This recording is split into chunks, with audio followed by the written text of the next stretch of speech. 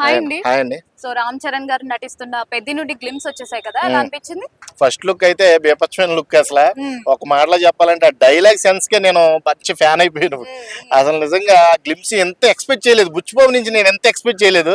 ఆ mass look, ఆ mass elevations, దానికి తగ్గ బ్యాక్గ్రౌండ్ స్కోర్ ఏఆర్ రెహమాన్ గారు అంటే ఇంకా చెప్పవసరంలా. ఆయన సాంగ్స్ కొన్ని తరాలు వింటున్నా గానీ అవి ఇంకా వినసొంపుగా మారతాయి. అటువంటి గ్రేట్ డైరెక్టర్, మ్యూజిక్ డైరెక్టర్ సారథ్యంలో ఈ బుచ్చిబాబు పెద్ది సినిమాతో రామ్ చరణ్ గారిని చూపించే విధానం నాకైతే పిచ్చి పీక్స్ అయిపోయింది. నిజంగా ఒక అరాచకం.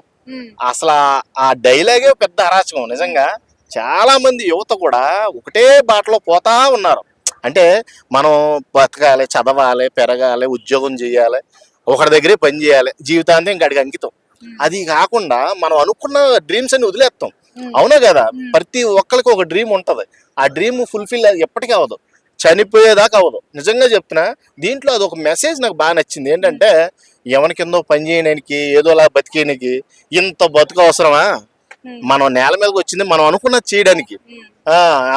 మళ్ళీ పుడతామా ఏంటి? నిజంగా మళ్ళీ పుట్టం. ఆ విషయం తెలియకుండా మళ్ళీ జన్మ ఉంటది, ఈసారి బాగా మంచి రిచ్ కుటుంబంలో పుడదాం, ఇలాంటి ఆశలతో బతుకుతారు చాలా మంది, అపోహలో బతుకుతారు. వాళ్ళందరికి కూడా గుడ్ మెసేజ్ అని చెప్పొచ్చు బుచ్చిబాబు నుంచి. మరి స్టోరీలో చూస్తూ ఉంటే క్రికెట్ సీన్స్ ఎలా అనిపించింది? క్రికెట్ సీన్ అయితే హైలైట్ అండి అసలు బాబు. ఆ కింద దింసా కొట్టి ఆ బాల్ కొట్టడం అనేది నిజంగా సూపర్ ఎలివేట్ అయింది. అసలు నాకైతే బాగా నచ్చింది. ఆ గ్లిమ్సీలో లాస్ట్ షాటే నాకు బాగా ఫేవరెట్ షాట్ అయింది. నిజంగా రామ్ చరణ్ గారి కెరీర్ లో ఈ క్రికెట్ కోణం కూడా ఉండడం ఈ పెద్దిలో, ఇది ఏ లెవెల్కి, ఏ భారీ స్థాయికి తీసుకెళ్తుందో సినిమాని అంచనాలు పెరిగిపోతున్నాయి. నాకు తెలిసి ఇప్పటికే ఈ గ్లిమ్సీ వచ్చిన తర్వాత ఫస్ట్ డే కలెక్షన్ 500 crores ఉండొచ్చు అని ఆల్రెడీ ఎక్స్పెక్టేషన్ జరిగిపోతుంది. కాబట్టి ఈసారి బుచ్చిబాబు ప్రపంచం ఎంతవరకు వెళ్తుందో చూద్దాం. మరి మూవీలో స్లాంగ్ ఎలా ఉండబోతుంది? స్లాంగ్ వచ్చేసి చాలా మంది శ్రీకాకుళం స్లాంగ్ అది విజయనగరం అంటున్నారు, కానీ నాకు తెలిసి మా సైడు పల్లికారులు, అదే మా జాలర్లు, చేపలు పట్టే వాళ్ళు మాట్లాడే స్లాంగ్ కూడా అదే రకంగా ఉంటది.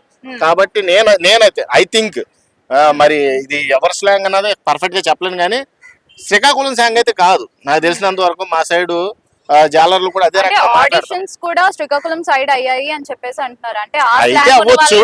నాకు తెలిసి శ్రీకాకుళం ఇంకా కొంచెం మసాలా ఎక్కువ ఉంటది కదా అన్న ఫీలింగ్ నాకు. అంతే, అది ఒక డైలాగ్ తోనే కదా. కాబట్టి అయితే అవ్వచ్చు. ఎవరిదైనా స్లాంగ్ గురించి పెద్ద మ్యాటర్ కాదు ఇక్కడ. అక్కడ మాస్ లుక్ గురించే మ్యాటర్. అసలు పెద్దిని ఎలా చూపించబోతున్నాడు బుచ్చిబాబు అనేది పెద్ద మ్యాటర్. కాబట్టి ఇది ఓవరాల్ గా చూసుకుంటే పెద్దితో బుచ్చిబాబు ఎటువంటి ప్రపంచనాలు, ఎటువంటి రికార్డులు సృష్టించబోతున్నాడు అనేది అందరూ కూడా ఇప్పుడు క్యూరియాసిటీ.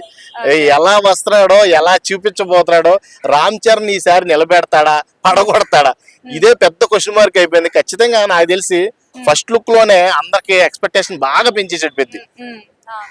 ఈసారి గట్టిగా కొట్టబోతున్నాడు.